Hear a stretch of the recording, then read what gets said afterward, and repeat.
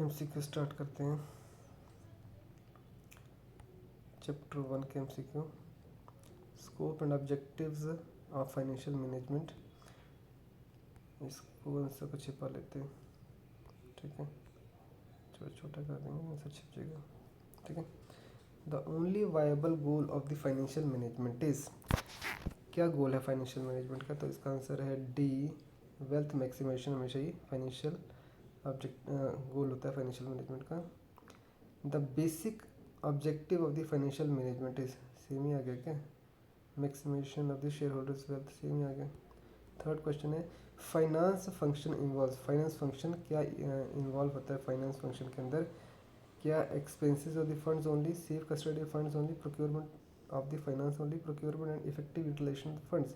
तो डेफिनेटली इसका आंसर, जब भी इस तरह के क्वेश्चन होंगे ना, ध्यान देना, जो मिलाकर होगा ना वही जनरली आंसर रहते हैं इसके।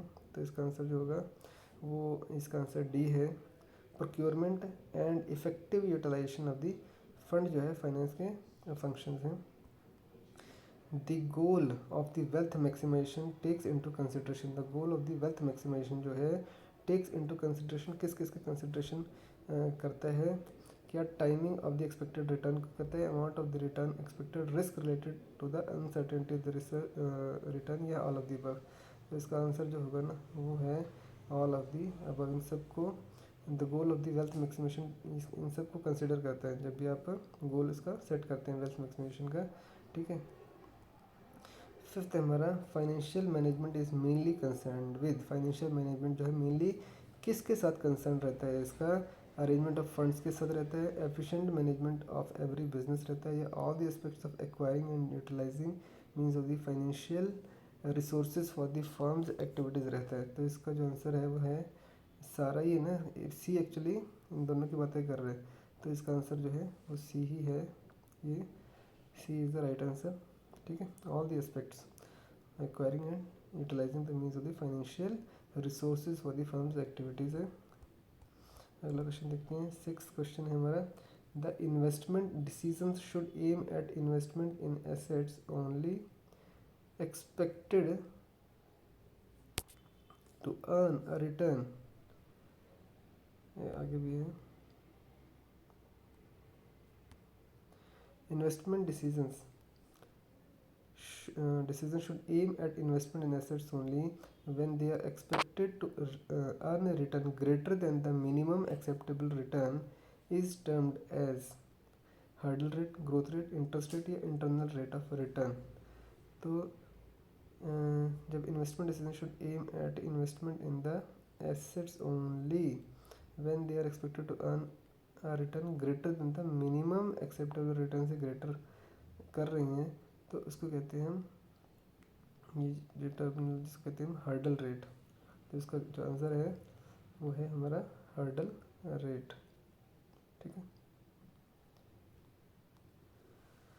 Investment decisions should aim at investment in assets only when they are expected to earn a return greater than the minimum acceptable return is termed as hurdle rate, ऐसा दे रखा है यहाँ पर, ओके। तो पढ़ा नहीं हमने, तो बड़ा कर देता हूँ।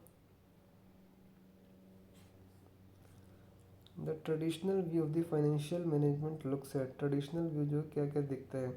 Mobilisation of the funds through financial instrument, orientation of the financial function with accounting function, arrangement of the short term and long term funds from financial institutions. तो जो traditional view of financial management वो इन सब को consider करता है, mobilisation की बातें भी करता है, orientation of financial functions with accounting functions भी करता है, और arrangement of the short term and the long term funds for financial institution from financial institution, ये भी दिखता है। तो all of the above is the right answer यहाँ पर, ठीक है। नेक्स्ट चलते हैं हम, the modern approach to financial management, modern approach जो है फाइनेंशियल मैनेजमेंट व्यू की क्या है? Assets to be acquired, pattern of financing the assets, the total requirement of the firm कितनी है, या ऑल ऑफ द अबव? तो इसका आंसर जब करते जब इसका क्वेश्चन होंगे तो मोस्टली जो आंसर होंगे इसके ऑल ऑफ द अबव ही रहते हैं, इसका आंसर भी ऑल ऑफ द अबव है। The financing of the long term asset लेने हैं, लॉन्ग टर्म एसेट अब हम फाइनेंस करने हैं, शुड बी मेड फ्रॉम किससे करने हैं, उधार से करने हैं, इक्विटी से करने हैं, लॉन्ग टर्म फंड से करने हैं या शॉर्ट टर्म फंड से करने हैं। तो लॉन्ग टर्म एसेट्स लेने हैं तो लॉन्ग टर्म फंड से ही हम उसकी ज़रूरत पूरी करनी चाहेंगे। तो नाइन्थ का आंसर जो है देख लेते क्या है, नाइन्थ का आंसर है सी, लॉन्ग टर्म फंड इसका करेक्ट आंसर है। जब हमने बातें की लॉन्ग टर्म तो हमारा आंसर भी लॉन्ग टर्म फंड से ही इसकी ज़रूरत को हम पूरा करेंगे। In fund raising decisions one should keep in view, जब फंड रेज करना है तो हमको क्या ध्यान में रखना है, cost of the various funds in the financial risk, impact of the taxation on the earning per share या advantages and disadvantages of the debt component जो है हमने उसका ध्यान रखना है इन द कैपिटल मिक्स या ऑल ऑफ द अबव। जब फंड रेज कर रहे हैं तो जब फंड रेज कर रहे हो तो हम क्या कीमत देखनी है हमने फंड की, और फाइनेंशियल रिस्क देखनी है, इम्पैक्ट टैक्सेशन पे क्या करना है, अर्निंग पर शेयर जब रेज करनी है तो अर्निंग पर शेयर पे टैक्सेशन की बातें फंड रेजिंग में भी आ जाएंगी। एक सेकेंड, फंड रेज करेंगे, impact of taxation on earning per share, on earning per share, fund raise कर दें, ठीक है। Advantages and disadvantages debt component के एडवांटेजेस डिसएडवांटेजेस क्या रहेंगी कैपिटल मिक्स में या ऑल ऑफ द अबव। तो जब दो हमें जैसे दिख रहे हैं, सही से दिख रहे हैं, तो इसका answer all of the above ही है, करेक्ट आंसर इसका ऑल ऑफ द अबव ही है, ऑल ऑफ द अबव, ठीक है। 11 देखते हैं, 11 क्या है, the financial health of a firm depends on its ability to generate sufficient dash, generate sufficient dash क्या जनरेट करते हैं, to pay its employees suppliers creditors and owners. Financial है सफिशिएंट, अब कैश जनरेट करते हैं, सफिशिएंट कैश जनरेट करें, sufficient profit, sufficient wealth या sufficient growth. जब भी हमने एम्प्लॉयज़ को देना है, सप्लायर्स को देना है, क्रेडिटर्स देना है, तो कैश देना है एक्चुअली हमने, कैश मतलब इमीडिएटली अवेलेबल होना चाहिए, ठीक है। तो ये हमारा इसका जो सही आंसर आएगा वो आएगा हमारा ए, कैश, ठीक है।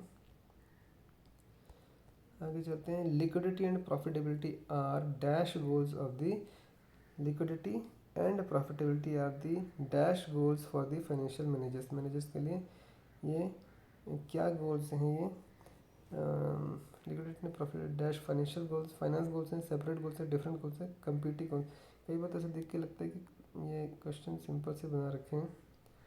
लिक्विडिटी एंड प्रॉफिटेबिलिटी जो बेसिकली क्या हैं, ये dash goals for the finance manager, competing है, फाइनेंस है, सेपरेट है, डिफरेंट है। तो जो इसका सही आंसर जो दे रखा है वो दे रखा है डी, कंपीटिंग।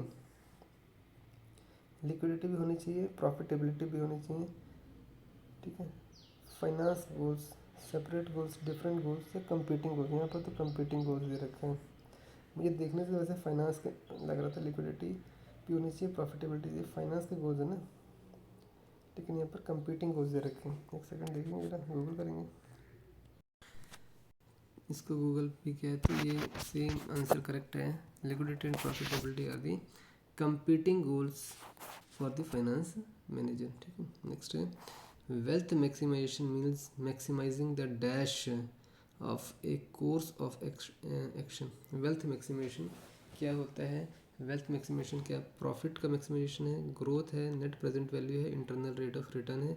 तो इसका सही आंसर है वो है हमारा net present value. Wealth maximisation का मतलब है नेट प्रेजेंट वैल्यू, यानी इस टाइम वैल्यू को भी कंसिडर करके हम निकालते हैं, net present value time value को कंसिडर करते हैं। तो wealth maximisation means maximising the net present value of a course of action.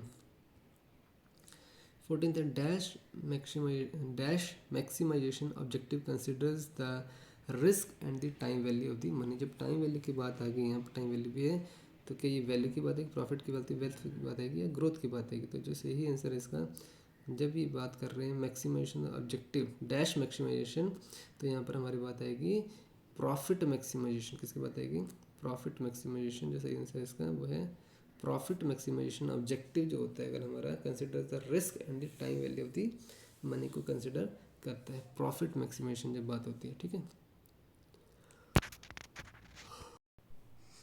Next question है हमारा, which of the following is not an advisable financial strategy that may be followed by a finance manager of an organization when interest rates are low. जब interest rate लो हैं तो क्या advisable नहीं है, तो क्या एडवाइजेबल नहीं है, इसका जो सही आंसर है वो है C, new project should be suspended temporarily till the interest rates of the economy increases. तो ये सही नहीं है, new project should not be suspended, यानी क्या कि शुड बी सस्पेंडेड, ठीक है, शुड नॉट बी सस्पेंडेड। ये हो गया हमारे यहाँ पर